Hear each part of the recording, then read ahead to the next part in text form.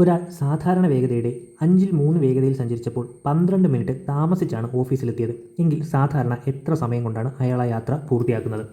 അപ്പോൾ സമയവും ദൂരം എന്ന് പറഞ്ഞ ടോപ്പിക്കിൽ നല്ലൊരു അടിപൊളി ചോദ്യമാണെങ്കിലും അപ്പോൾ നമ്മൾ ഉത്തരത്തിലോട്ട് പോകുന്നതിന് മുമ്പ് നമ്മുടെ ചാനൽ ആദ്യമായിട്ട് ആരെങ്കിലും കാണുന്നുണ്ടെങ്കിൽ ഒന്ന് സബ്സ്ക്രൈബ് ചെയ്യുക, നമ്മുടെ വീഡിയോ ഇഷ്ടമാണെങ്കിൽ ഒന്ന് ലൈക്ക് കൂടെ ചെയ്തേക്കാം. ഓക്കെ, അപ്പോൾ നോക്കി നമ്മൾ നേരെ ഉത്തരത്തിലോട്ട് പോവുകയാണ്. ഇവിടെ നോക്കിയാൽ ഒരാൾ സാധാരണ വേഗതയുടെ 5/3 വേഗത്തിൽ സഞ്ചരിച്ചപ്പോൾ അതിൻ്റെ അർത്ഥം എന്താണ്?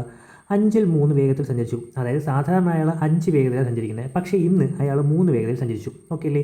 അങ്ങനെ 5/3 വേഗതയിൽ സഞ്ചരിച്ചപ്പോൾ എന്ത് പറ്റി?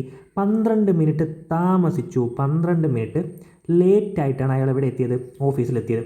എങ്കിൽ സാധാരണ എത്ര സമയം കൊണ്ട് അയാൾ യാത്ര പൂർത്തിയാക്കുമെന്ന് നമുക്ക് കണ്ടുപിടിക്കേണ്ടത്. ഇതിനായിട്ട് ഇക്വേഷനൊക്കെ ഉണ്ട്, നമ്മൾ അതിലോട്ടൊന്നും പോകണ്ട.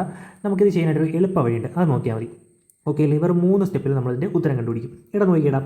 ഈ ആദ്യം നമ്മൾ മനസ്സിലാക്കേണ്ടത്, ഇങ്ങനെ ഒരു ചോദ്യത്തിൽ എപ്പോഴും ഒരു ഭിന്നസംഖ്യ തന്നിട്ടുണ്ടായിരിക്കും. ഓക്കെ അല്ലേ? ഒരു ഭിന്നസംഖ്യ ഉണ്ടായിരിക്കും. നമ്മൾ ആ ഭിന്നസംഖ്യ 3/5 എടുത്തെഴുതി. നമ്മുടെ ഫസ്റ്റ് സ്റ്റെപ്പ് വേറൊന്നുമല്ല, തന്നിരിക്കുന്ന ഭിന്നസംഖ്യ ഉണ്ടല്ലോ, ഈ ഭിന്നസംഖ്യയുടെ അംശവും ഛേദവും തമ്മിലുള്ള വ്യത്യാസം എടുത്ത് എഴുതുക. ഭിന്നസംഖ്യയുടെ അംശവും ഛേദവും തമ്മിലുള്ള വ്യത്യാസം 5ഉം 3ഉം തമ്മിലുള്ള വ്യത്യാസം എത്രയാണ്? 2. ഓക്കെ അല്ലേ? നമ്മുടെ ഫസ്റ്റ് സ്റ്റെപ്പ് കഴിഞ്ഞു. ഓക്കെ അല്ലേ? രണ്ടാമത്തെ സ്റ്റെപ്പ്, നമുക്കൊരു സമയം തന്നിട്ടില്ലയുടെ ചോദ്യത്തിൽ 12 മിനിറ്റ് താമസിച്ചെത്തിയെന്ന്.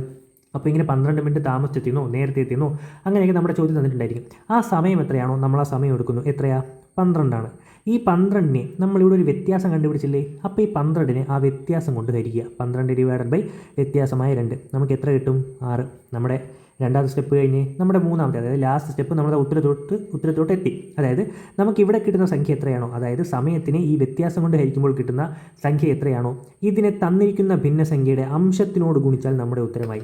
6 × 3 ചെയ്താൽ നമുക്ക് എന്ത് കിട്ടും? 18 മിനിറ്റ് എന്ന് നമുക്ക് ഉത്തരം കിട്ടും. നമ്മുടെ ഉത്തരം ഓപ്ഷൻ ഡി.